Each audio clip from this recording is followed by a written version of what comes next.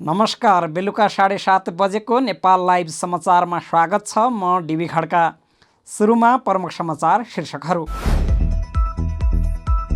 तालमेल गरेर चुनाव लड्ने तयारीमा रहेको सत्ता गठबन्धनले गर्यो भदौ पहिलो साताभित्र सिट बाँडफाँडको विधि तय गरिसक्ने निर्णय। तालमेलका लागि 5 दलबाट सदस्य रहने गरी 11 सदस्यीय समिति गठन। एमाले हार्दा देश नै हार्ने भन्दै आगामी निर्वाचन एमाले जित्नै पर्ने एमाले अध्यक्ष केपी शर्मा ओलीको दाबी। देउवाको चाहना आर्जुलाई प्रधानमन्त्री बनाउने रहेको बताउँदै काङ्ग्रेस कार्यकर्ताप्रति कटाक्ष। अमेरिकी राष्ट्रपति न्यान्सी पेलोसीको ताइवान भ्रमणपछि उत्पन्न तनाव नजिकबाट नियालिरहेको परराष्ट्र मन्त्रालयको प्रतिक्रिया। नेपालले सदैव एक चीन नीति समर्थन गर्दै आएको उल्लेख गर्दै अन्तर्राष्ट्रिय शान्तिका पक्षमा रहेको स्पष्टोक्ति। अमेरिकी सभामुख न्यान्सी पेलोसीको ताइवान भ्रमणपछि चिनिया विदेश मन्त्रालयले गर्यो अमेरिकासँगका 8वटा सम्झौता रद्द। रक्षा नीति समन्वय वार्ता, सामुद्रिक सैन्य परामर्श, अन्तर्राष्ट्रिय अपराध विरुद्ध कार्य लगायतमा सहकार्य नगर्ने चीनको घोषणा। र राष्ट्रिय महिला फुटबल टोलीकी फरवार्ड सावित्रा भण्डारी व्यावसायिक फुटबल खेल्नका लागि भारत जाँदै। भारतीय क्लब गोकुलमबाट यसै महिना हुने एफसी वुमेन्स क्लब च्याम्पियनसिपमा प्रतिस्पर्धा गर्ने। सामान राम्रो छ, ढुक्क हुनुहोस्। थाहा छ, त्यसैले त यही लिन आएको। गुणस्तरीय प्लम्बिङको भरपर्दो नाम मार्बल। अब समाचार विस्तारमा। सत्तारूढ 5 दलीय गठबन्धनले आगामी मङ्सिर 4 मा हुने प्रतिनिधि सभा र प्रदेशसभा निर्वाचनमा पनि चुनावी तालमेल गर्ने भएको छ। तालमेलमा सिट बाँडफाँडका लागि शुक्रबार नै समिति समेत गठन भएको छ। शुक्रबार प्रधानमन्त्री निवास बालुवाटारमा बसेको बैठकमा सत्ता गठबन्धनका शीर्ष नेताहरूबीच चुनावी तालमेल गरेर जाने सहमति भएको सूचना सञ्चार तथा प्रविधि मन्त्री ज्ञानेन्द्र बहादुर कार्कीले जानकारी दिए। मङ्सिर 4 गते हुने प्रतिनिधि सभा र प्रदेश सभाको निर्वाचनमा 5 दलीय गठबन्धनको बीच चुनावी तालमेल गरी अगाडि बढ्ने निर्णय गर्यो। अब तालमेलको निमित्त अब फेरि बैठकहरू बस्छ, छलफल गर्छ। यसलाई व्यवस्थित गर्ने, न्यायपूर्ण गर्ने विषयमा आज बृहत रूपमा सहमति भएको छ। यसलाई अब अलिकति माइन्युटली वर्कआउट गरेर हामी यसलाई चाहिँ अगाडि बढाउँछौँ। उनका अनुसार बैठकले भदौ पहिलो साताभित्र तालमेलको काम सम्पन्न गर्ने निर्णय गरेको छ। सिटको बाँडफाँड मिलाउन 11 सदस्यीय समिति बनाइएको छ। नेपाली काङ्ग्रेस, नेकपा माओवादी केन्द्र, नेकपा एकीकृत समाजवादी, जनता समाजवादी पार्टी र राष्ट्रिय जनमोर्चाका प्रतिनिधि सम्मिलित कार्यदल बनाइएको हो। समितिमा नेपाली काङ्ग्रेसबाट कृष्णप्रसाद सिटौला, महामन्त्री गगन कुमार थापा र ज्ञानेन्द्र बहादुर कार्की छन्। माओवादी केन्द्रबाट देवप्रसाद गुरुङ र वर्षमान पुन रहेका छन् भने एकीकृत समाजवादीबाट उपाध्यक्ष परमेश हमाल र महासचिव बेदुराम भुषाल रहेका छन्। जनता समाजवादी पार्टीबाट राम सहाय यादव, रकम चेम्जोङ र राष्ट्रिय जनमोर्चाबाट हिमलाल पुरी र आनन्द शर्मा सदस्य रहेका छन्। कार्यदलले कुन दलले कति सिट पाउने भन्ने विषयमा मोडालिटी तयार गरेर गठबन्धनका शीर्ष नेताहरूलाई सिफारिस गर्नेछ। नेकपा एमालेका अध्यक्ष केपी शर्मा ओलीले 5 दलीय गठबन्धनका नेताहरूको कुनै गन्तव्य नभएको बताएका छन्। उनले काङ्ग्रेस सभापति तथा प्रधानमन्त्री शेरबहादुर देउवाको गन्तव्य साहिबा, आर्जु राणा देउवा र माओवादी केन्द्रका अध्यक्ष पुष्पकमल दाहाल प्रचण्डको गन्तव्य सुपुत्री रेणु दाहाल रहेको बताएका छन्। यिनको त कुनै गन्तव्य नै छैन नि, कहाँ जाने गन्तव्य नै छैन। समाजवादमा जाने पनि छैन, कता जाने पनि छैन। अब मोहन विक्रम सिंहको गन्तव्य के हो भन्दा बेउठा आफ्ना छ। शेरबहादुरको गन्तव्य के हो भन्दाखेरि म्याडम साहिबा, प्रचण्डको गन्तव्य के हो भन्दा सुकु साहिबा। यस्ता गन्तव्य लिएर हिँडेका छन्। देशका लागि जे पनि गर्नु, जस्ता सुकै कुकरमा देशका विरुद्ध गर्न तयार छ। माधव नेपालको त नाम नलिनु होला, किनभने दिनको जिन्दगी त छटपट्टिमै बित्छ कि। अध्यक्ष ओलीले आर्जु राणालाई प्रधानमन्त्री बनाउन खोजिएको भन्दै काङ्ग्रेस कार्यकर्ता त्यसका लागि तयार हुन् भनेर प्रश्न समेत गरेका छन्। कसैको म्याडमलाई प्रधानमन्त्री बनाउन उनीहरू तयार बनेका हुन्, काङ्ग्रेस कार्यकर्ताप्रति लक्षित गर्दै ओलीले भने। यद्यपि देउबा र प्रचण्ड त्यसका लागि जस्तो सुकै कुकर्म गर्न तयार रहेको पनि ओलीको आरोप छ। उनले एमाले अहिलेको चुनाव हार्न नमिल्ने बताए। एमाले हार्दा त्यस नै हार्ने ओलीको दाबी छ। अहिलेको निर्वाचन हामीले हार्न मिल्दैन, निर्वाचन हार्नै हुँदैन।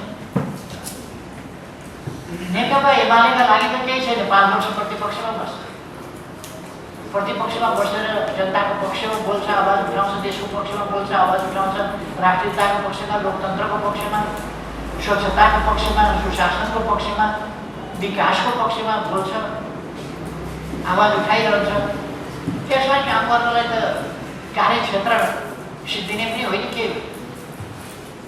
तर एमाले हार्दा देश हार्छ, एमाले जित्नै पर्ने कारण के छ भने देश जिताउनु पर्छ। एक वर्षमा परमादेशी गठबन्धन सरकारले दुर्गतिमा लगेको आरोप लगाउँदै ओलीले देशलाई भ्रष्टाचारमा डुबाएको पनि बताए। अहिले नै राजनीतिक विकृति बढेकाले गठबन्धनलाई 5 वर्ष दिँदा झन्ठुलो सङ्कट सिर्जना हुने उनको भनाइ छ। नेकपा एमालेका अध्यक्ष केपी शर्मा ओलीले निलम्बित प्रधान न्यायाधीश चोलेन्द्र शमशेर राणालाई सत्ता गठबन्धनले खेलौना बनाएको टिप्पणी गरेका छन्। चोलेन्द्र विरुद्ध संसद सचिवालयमा दर्ता गरिएको महाभियोगको प्रस्ताव पारित गराउनका लागि नल्याइएको ओलीको दाबी छ। अमेरिकी राष्ट्रपति न्यान्सी पेलोसीको ताइवान भ्रमणपछि उत्पन्न तनावका विषयमा नेपालले प्रतिक्रिया दिएको छ। परराष्ट्र मन्त्रालयको नियमित पत्रकार सम्मेलनमा ताइवानका विषयमा प्रवक्ता सेवा लम्सालले नेपाल सधैँ अन्तर्राष्ट्रिय शान्तिका पक्षमा रहेको बताएकी छिन्। यसैगरी नेपालले सदैव एक चीन नीतिको समर्थन गर्दै आएको पनि उनले बताइन्। नेपालले यस घटनालाई नजिकबाट नियालिरहेको छ।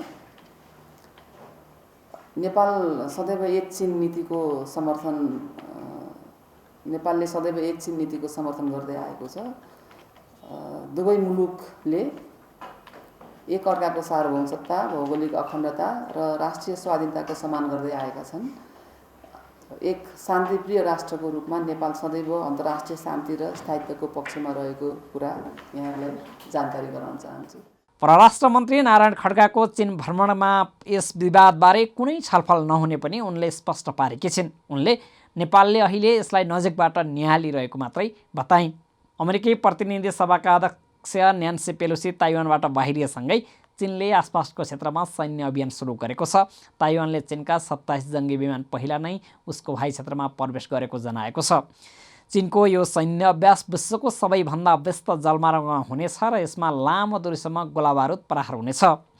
ताइवानले यस अभ्यासबाट बच्नका लागि जहाजहरूलाई वैकल्पिक मार्ग खोजी गर्न पनि भनिसकेको छ। निजगढ अन्तर्राष्ट्रिय विमानस्थलबारे अध्ययन गर्न सरकारले 10 सदस्यीय विज्ञ समूह गठन गरेको छ। संस्कृति, पर्यटन तथा नागरिक उड्डयन मन्त्री जीवनराम श्रेष्ठले मन्त्री परिषदमा पेश गरेको प्रस्ताव अनुसार निजगढमै विमानस्थल बनाउन विज्ञ समूह गठन गरिएको हो।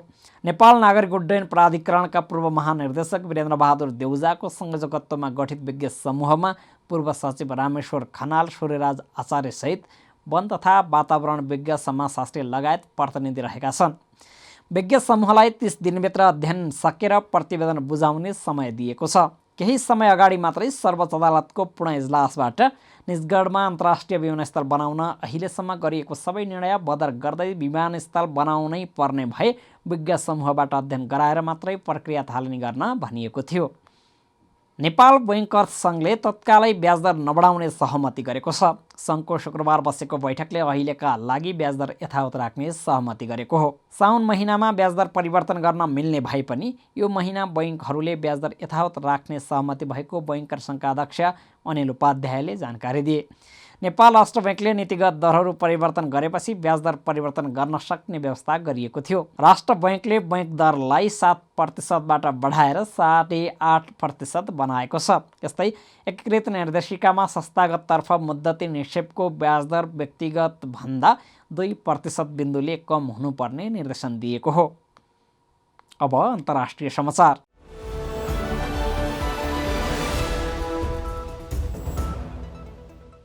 चीन सरकारको चेतावनी विरुद्ध अमेरिकी संसदकी सभामुख न्यान्सी पेलोसीले ताइवानको भ्रमण गरेपछि चिनिया विदेश मन्त्रालयले अमेरिकासँग रहेका 8वटा सम्झौताहरू रद्द गरेको छ। शुक्रबार विदेश मन्त्रालयले एक विज्ञप्ति जारी गर्दै उक्त कुराको उल्लेख गरेको हो। चीनको कड़ा विरोध र गम्भीर प्रतिनिधित्वलाई व्यवस्था गर्दै अमेरिकी प्रतिनिधि सभाकी सभामुख न्यान्सी पेलोसीले चीनको ताइवान क्षेत्रमा भ्रमण गरेकाले उक्त भ्रमणको जवाबमा परराष्ट्र मन्त्रालयले निम्न प्रतिवादको घोषणा गर्दछ विदेश मन्त्रालयले भनेको छ। विदेश मन्त्रालयले 8वटा बुँदामा रद्द र निलम्बन गरिएका सम्झौताहरू उल्लेख गरेको छ।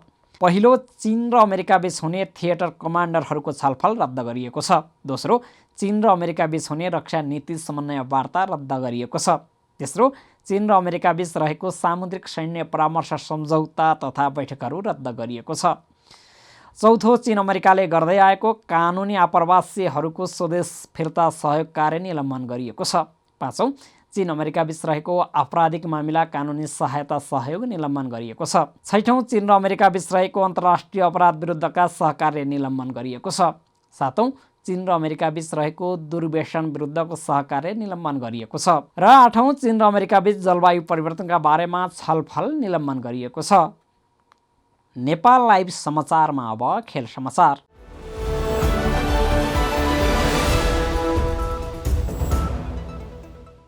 राष्ट्रिय महिला फुटबल टोली तथा नेपाल एपीएफ फुटबल क्लबकी फरवार्ड सावित्रा भण्डारी व्यावसायिक फुटबल खेल्नका लागि शनिबार भारत प्रस्थान गर्ने भएकी छिन्। गत महिना उनी पुनः भारतीय क्लब गोकुलम केरला एफसीमा आबद्ध भएकी थिइन्। अर्को महिना स्वदेशमा आयोजना हुने साफ च्याम्पियनसिप अघि सावित्रा व्यावसायिक फुटबल खेल्ने भएकी हुन्। सावित्राले 1 वर्षका लागि सम्झौता गरेकी छिन्। 2 वर्ष अघि सावित्रा आबद्ध गोकुलमले महिला लिग IWF को उपाधि जितेको थियो। त्यति बेला प्लेअफ चरण पार गर्दै अघि बढेको गोकुलम अपराजित रहँदै फाइनल पुग्दा सावित्राले 16 गोल गरेकी थिइन्। सन् 2019मा पहिलो पटक सावित्राले सेतु एफसीबाट खेल्दा पनि टोलीलाई च्याम्पियन बनाएकी थिइन्। त्यसबेला उनले टोलीका लागि 14 गोल गरेकी थिइन्। गत वर्ष भने चोटका कारण सावित्रा मैदान बाहिर रहिन्। 2077 फागुनमा घुँडामा चोट लागेपछि सावित्रा कतार पुगेर उपचार गरेर असोजमा स्वदेश फर्केकी हुन्। उनी पुनः मैदानमा फर्कने तयारीमा छिन्। राष्ट्रिय टोलीका प्रशिक्षक कुमार थापाले सावित्राका लागि व्यक्तिगत रूपमा यो राम्रो अवसर भएको बताए। सावित्राले व्यावसायिक सम्झौता गरेकी हुन्। यसअघि पनि उनले भारतमा आफूलाई प्रमाणित गरिसकेकी छिन्। उनले भने सावित्राले गोकुलमबाट यसै महिना हुने एफसी वुमेन्स क्लब च्याम्पियनसिपमा प्रतिस्पर्धा गर्नेछिन्। उज्बेकिस्तानमा हुने पश्चिम क्षेत्रको समूह चरणको खेल अगस्त 20 देखि 26 सम्म हुनेछ। भारतको च्याम्पियन गोकुलमसँगै यस समूहमा उज्बेकिस्तानको सोग्दायाना, जोर्डनको अर्थोडक्स क्लब र इरानको क्लब खातुन बाम एफसी रहेका छन्। सावित्रा समूह चरण समाप्त भएपछि नेपाल फर्कनेछिन्। सामान राम्रो छ, ढुक्क हुनुहोस्। थाहा छ त्यसैले त यही लिन आएको। गुणस्तरीय प्लम्बिङको भरपर्दो नाम मार्बल। समाचारको अन्त्यमा प्रमुख समाचारका शीर्षकहरू फेरि एकपटक। तालमेल गरेर चुनाव लड्ने तयारीमा रहेको सत्ता गठबन्धनले गर्यो भदौ पहिलो साताभित्र सिट बाँडफाँडको विधि तय गरिसक्ने निर्णय। तालमेलका लागि 5 दलबाट सदस्य रहने गरी 11 सदस्यीय समिति गठन।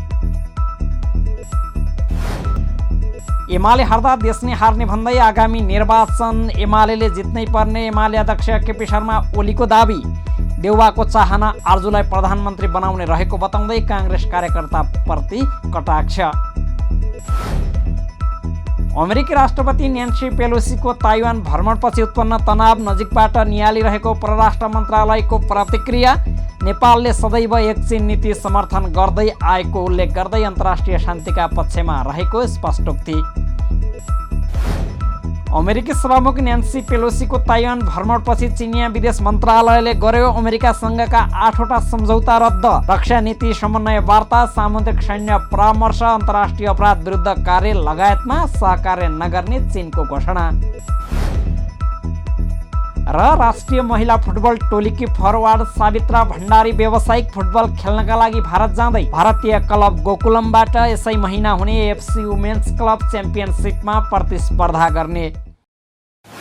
नेपाल लाइभ समाचार आजलाई यति नै। हाम्रा अन्य कार्यक्रम नेपाल लाइभको Facebook page, YouTube channel, Twitter र हाम्रो वेबसाइट नेपाललाइभ.com मा पढ्न र हेर्न सक्नुहुनेछ। नमस्कार।